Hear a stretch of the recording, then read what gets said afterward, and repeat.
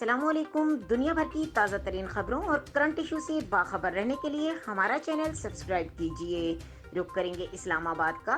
وزیر اعظم عمران خان نے ملاقات میں D G I S I lieutenant general Faiz Hameed کی خدمات کو سراہا۔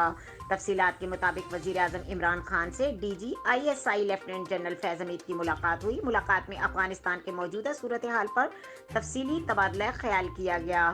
وزیر اعظم نے فیض حمید کے بطور ڈی جی آئی ایس آئی خدمات کو سراہا۔ خیال رہے کہ 2 روز قبل پاک فوج میں اعلیٰ سطح پر تبدیلیاں کی گئی تھیں، جس کے مطابق D G I S I lieutenant general Faiz Hameed کو کور کمانڈر پشاور اور لیفٹیننٹ جنرل ندیم احمد انجم کو نئے ڈی جی آئی ایس آئی تعینات کیا گیا تھا۔ مزید خبروں اور اپڈیٹ کے لیے دیکھتے رہیں کے نیوز چینل انٹرنیشنل۔